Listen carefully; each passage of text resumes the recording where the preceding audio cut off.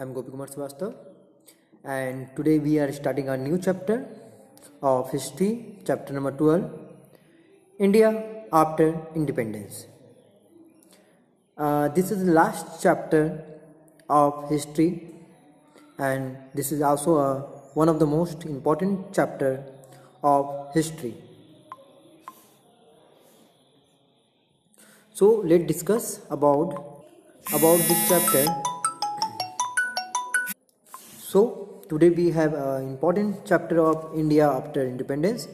We discuss about the independence of India. हम यहाँ बहुत सारी चीज़ों को डिस्कस करेंगे इस चैप्टर से रिलेटेड कि क्या रिजल्ट हुआ, क्या परिणाम हुआ आज़ादी के बाद, किस तरह का सिचुएशन था and the problem face by the India after independence. सभी चीज़ों पे हम लोग डिस्कस करेंगे कि आखिर क्या क्या प्रॉब्लम है, क्या क्या चैलेंजेज हैं हुआ है देश को आज़ादी के बाद. सभी बातों पर डिस्कस करते हैं. So let us start this chapter with reading this topic, a new and the divided nation. When India became independent in August 1947, it faced a series of very great challenges. यहाँ कहा गया है कि जब भारत आज़ाद हुआ था अगस्त 1947 में, तो भारत को बहुत ज़्यादा सीरीज ऑफ चैलेंजेस, मतलब बहुत सारा प्रॉब्लम को फेस करना पड़ा. As a result of partition के कारण 8 million refugee had come to India, come into the country from what was now Pakistan. आज़ादी के बाद 8 मिलियन जो लोग थे, रिफ्यूजी कह सकते हैं आप इसे, रिफ्यूजी लोग जो थे वो हमारे भारत में आ गए थे. अब वो कहाँ से आए थे? तो वो पाकिस्तान में आए थे, क्योंकि पाकिस्तान उस समय भारत का ही हिस्सा था, भारत के साथ ही था, जो कि पार्टीशन के बाद अलग हो गया.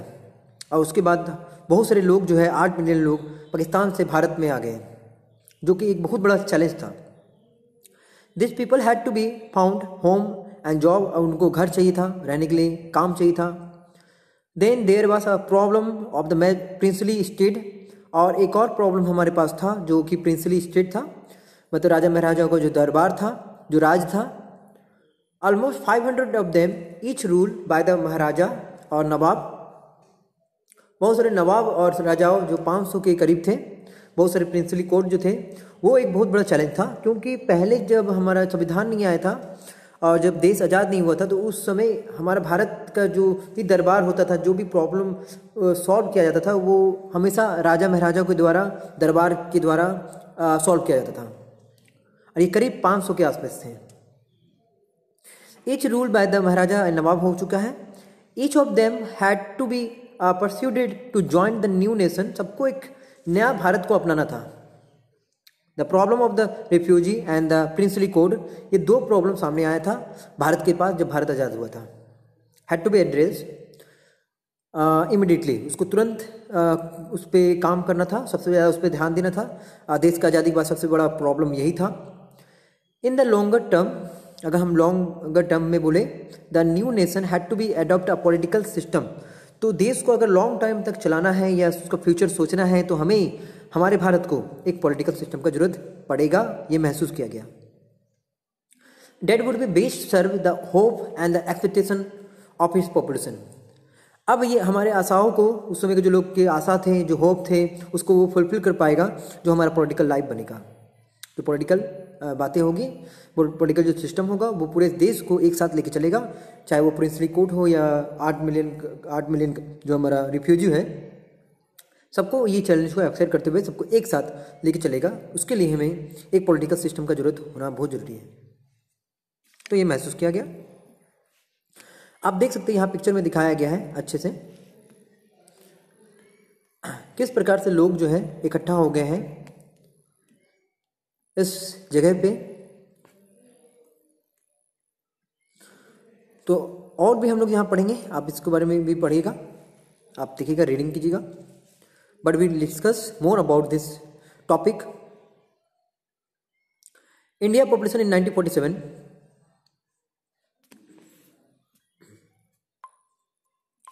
Was a large. उस समय जब हमारा 1947 था, तो इंडिया का जो पॉपुलेशन था उसके हिसाब से, उस समय के हिसाब से बहुत ज़्यादा था. ऑलमोस्ट 345 मिलियन उस समय का जनसंख्या था। आज मानते हैं हम लोग का जनसंख्या 130 करोड़ है, ठीक है, अप्रॉक्स में, बट उस समय जो 345 मिलियन भी था वो भी बहुत ज़्यादा था। और 1 मिलियन मतलब 10 लाख होता है, आप समझ सकते हैं। 345 मिलियन, समझ जाइए। इट वॉज आल्सो डिवाइडेड, इसको बहुत भागों में बांटा गया है, ये जो हमारा जो जनसंख्या है। There were a division between the high caste and the low caste. सबसे पहला डिवीजन हुआ हाई कास्ट और लो कास्ट के बीच में, धर्म के बीच में। Between the majority Hindu community and the Indian who practices other faith. तो इसे दो भागों में और भी बांटा गया, हाई कास्ट और लो कास्ट। हिंदू को मेजोरिटी माना गया क्योंकि हिंदू बहुत ज़्यादा थे हमारे भारत में, और हमारा भारत देश हिंदुओं का है। बट हम ऐसा नहीं कह सकते क्योंकि हमारे देश में बहुत सारे लोग और भी रहते हैं, तो ये देश सबका है। The citizen of vast land spoke many different languages था, वोर many different kinds of dresses, बहुत अलग अलग तरह का कपड़ा पहनते थे। A different kinds of food and practice different profession. यहाँ कहा गया है लिखा गया, बताया गया है कि हमारे देश में डिफरेंट टाइप के लोग थे, डिफरेंट टाइप का रिलीजन था, डिफरेंट टाइप का कपड़े थे जो वोर करते थे, पहनते थे वो लोग, और डिफरेंट टाइप्स का फूड था उसमें। तो आज भी है, डिफरेंट लोग हैं, डिफरेंट फूड है, सभी हम लोग एक साथ रहते हैं। तो ये उस समय देखा जाए तो इस तरह से डिवीजन था, इस तरह से बहुत ही बड़ा चैलेंज था भारत को एक साथ लेके चलना, भारत के लोगों को एक साथ लेके चलना, क्योंकि हमारे देश में डिफरेंट लोग हैं। How could they be made to live together. किस प्रकार से सभी को एक साथ रखा गया जीने के लिए। वन नेशन स्टेट बनाया गया, मतलब एक राष्ट्र बनाया गया, एक राज्य बनाया गया। To the problem of unity was to be added the problem of development. हमारे भारत में विभिन्नता था, उसमें एकता लाना था। जब तक हम लोग एकता नहीं लाएंगे तब तक हमारा देश का डेवलपमेंट भी नहीं होगा। तो हम लोगों ने समझ गए थे कि हमारा देश विभिन्नता में है, विभिन्नता मतलब डिफरेंट लोग हैं, डिफरेंट कास्ट है, डिफरेंट फूड एंड जो क्लोथ है, तो उनको सबको लाने के लिए एक साथ एक यूनिटी चाहिए। तो इस प्रकार से जो डेवलपमेंट है बिना यूनिटी का नहीं हो सकता। The vast majority of the Indian live in the village. और हमारा जो भारत में जो वास्ट मेजोरिटी था, जो सबसे ज़्यादा लोग थे, वो विलेज में रहा करते थे। उसमें हमारा जो सिटी था या टाउन था वो तो डेवलप नहीं था, और अधिकतर लोग फार्मिंग करते थे। Farmer and the peasant depended on the monsoon for their survival. और जो पीजेंट थे, ये फार्मर थे, जो भी थे, वो सिर्फ मानसून पर निर्भर रहते थे। मतलब मौसम बरसात होगा तो खेती होगा, अदरवाइज नहीं होगा, फसल नहीं उगेगा। बहुत ही दिक्कत था, टेक्नोलॉजी का बहुत अभाव था। So did the non farm sector of the rural economy. Non farm के बारे में यहाँ पे कहा गया है, जो जानवरों को पालने से रिलेटेड होता है, वो भी एक सर्वाइवल बन गया ताकि लोग जी सकें। मतलब लोग सिर्फ एग्रीकल्चर नहीं करते थे, वो नन फार्म भी करते थे, जानवरों को पालते थे ताकि वो अपनी ज़िंदगी को जी सकें। For if the crop fail, अगर मान लीजिए क्रॉप फेल हो गया तो वो लोग बार्बर के रूप में, कारपेंटर के रूप में, वीवर के रूप में बहुत सारा सर्विस करते थे। बहुत कम पैसा उनको फिर उसके बदले में मिलता था। जब उनको खेती नहीं कर पाते थे, जब फसल अच्छा नहीं उगता था, तो वो कोई और काम में इन्वॉल्व हो जाते थे। In the cities factory worker live crowded slum with the little access to educated और हेल्थ केयर। यहाँ पे कहा गया है कि जो लोग थे, जो फैक्ट्री वर्कर थे, वो जो टाउन है या सिटी है वो क्राउडेड था, वहाँ पे वो काम करते थे और उन्हें बहुत शिक्षा कम मिलता था और हेल्थ केयर भी बहुत कम मिलता था, और उनकी ये दिक्कतें थी। Clearly the new nation had to be lift its masses out of the poverty. Poverty का मतलब यहाँ पे ये कहा गया कि गरीबी, मतलब कि गरीबी से बाहर निकालना देश को बहुत ही इंपॉर्टेंट था। By the increasing the productivity of agriculture and the promoting the new and job creating industry. मतलब आपको नया एग्रीकल्चर सेक्टर में विकास करना है, इंप्रूवमेंट करना है और नया जॉब फैसिलिटी देना है, तभी आपका देश जो है डेवलप कर सकता है। तो इस तरह से बहुत सारा प्रॉब्लम को फेस किया गया था। ठीक है, unity in the development had to go hand in hand. मतलब जब तक यूनिटी नहीं होगा तब तक डेवलपमेंट नहीं हो सकता, जब तक लोग एक साथ नहीं होंगे तब तक विकास भी नहीं हो सकता। ये दोनों एक साथ चलता है। If the division between the different section of the India were not held, they could result in the violence and the costly conflict, high caste fighting with the low caste. अगर हम लोग यूनिटी नहीं लाते हैं तो high cast का लो cast से हमेशा झगड़ा हो जाएगा और आप देश का विकास बिल्कुल नहीं कर पाएंगे। Hindu and the Muslim with the edge on, जैसे कि हम लोग हमेशा हिंदू मुस्लिम के नाम पे झगड़ते रहें।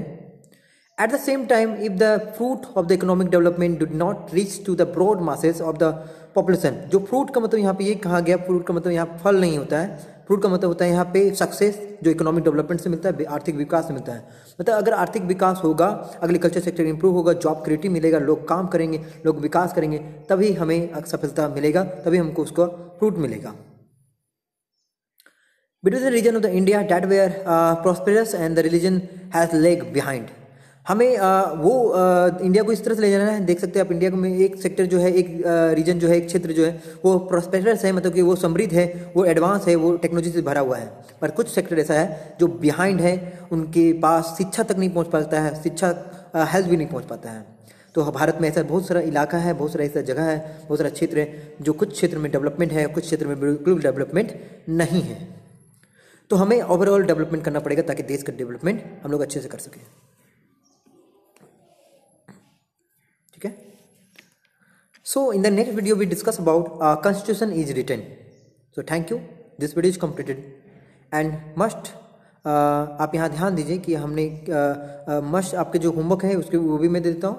Right the meaning of the constitution, आपको मीनिंग लिखना है constitution, and when constitution establish force into the India and important of constitution. So there is one more question about what is the difference between the unity and the development, and what is the common factor between the unity and the development. Must write also this question. इस तरह से question से आपसे objective पूछा जा सकता है, true false पूछा जा सकता है, सो ये इंपॉर्टेंट है। Thank you, this video is completed.